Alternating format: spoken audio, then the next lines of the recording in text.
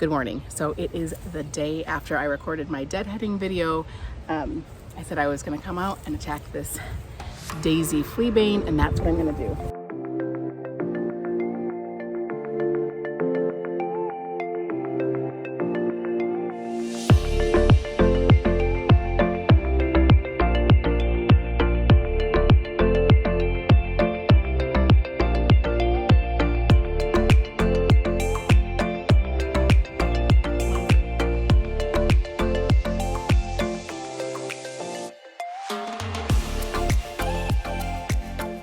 Last night I couldn't help myself. As I was deadheading, I was pulling some of that out of the garden. So Daisy Fleabane, let's talk for a moment. It's native to Wisconsin and it is semi-invasive. It grows really well in dry, open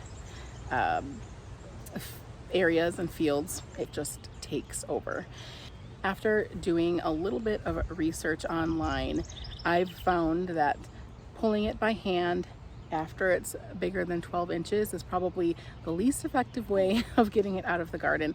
But at this point, I don't really have a choice because it's slowly taking over everything. And so I just have to do my best at getting it out.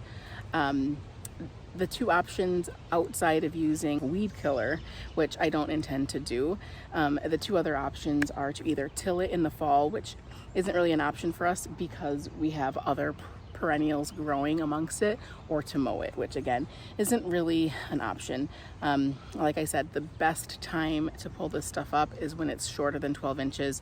As you can see, some of mine are almost as tall as me, and I'm 5 foot, so 5'3" and 3/4, but who's counting? So yeah, I'm just gonna pull it out.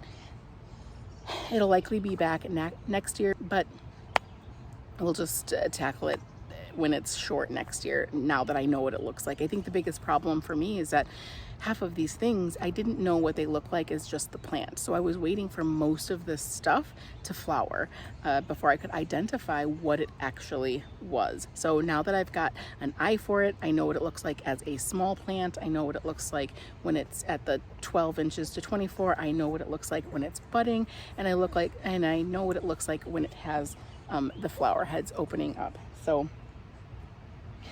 I will be doing that today. It is going to be a hot and sticky day. Got my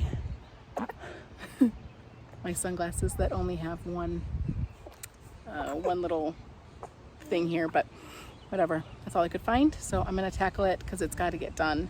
It's choking out some of the other plants, and we don't want that. So basically I am just going to go to the base of the plant and pull it up. They're pretty tough to pull out, and I'm gonna only probably get, like that. So the taproot is probably going to be deep in the ground, but I'm just gonna do my best. Baby. I can at least get an idea of what space is overtaken with the Fleabane and what spaces are actually trying to grow perennials. So that's my day today. I'll show a little bit of video footage of me doing that, and hopefully I'll get a good start, if not finished today. But the garden is huge, and like I said, it's everywhere, so it might be a 2-day process.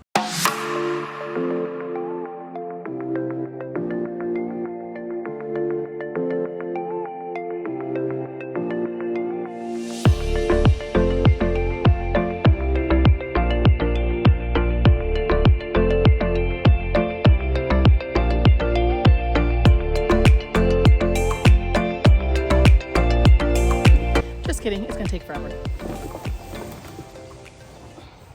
So here's what the plant, a mature plant in its entirety, looks like. This is about 3 feet tall.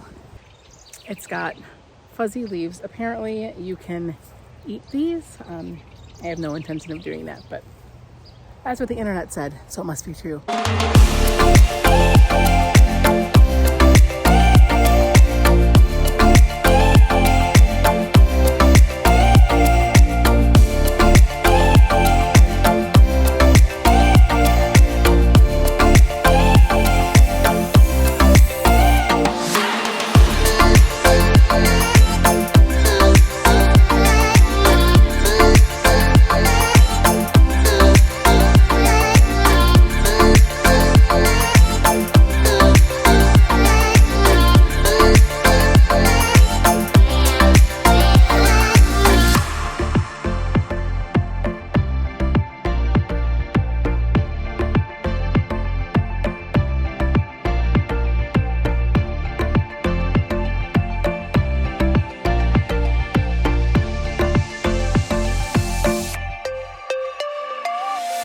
These are part of the aster family.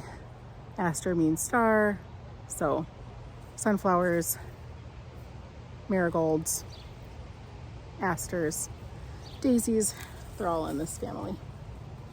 Bye-bye.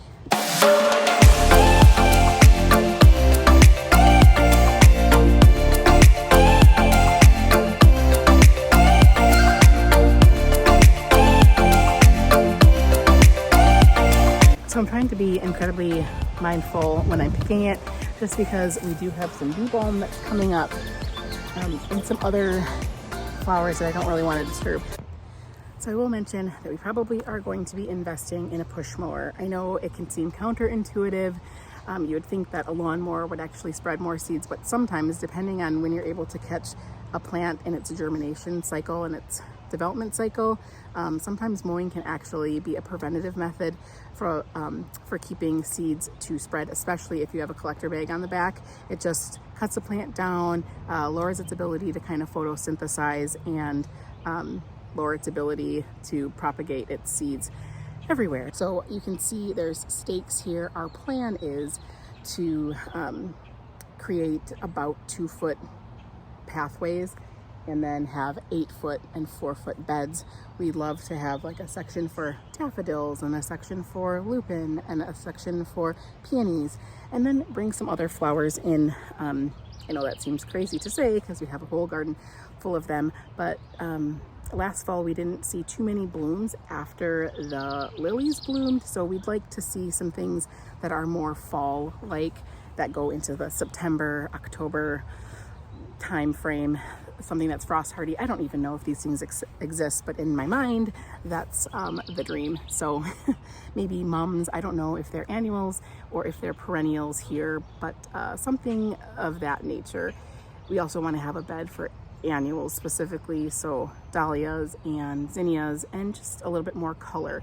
There's a lot of green and there's a lot of purple and pinks, but not really much orange, not a lot of yellow. I just like vibrancy and color. So that is our plan for the future. I am going to continue to pick this Fleabane until I can't anymore, and I will see you in the next video. Thank you so much for watching. Have a great day.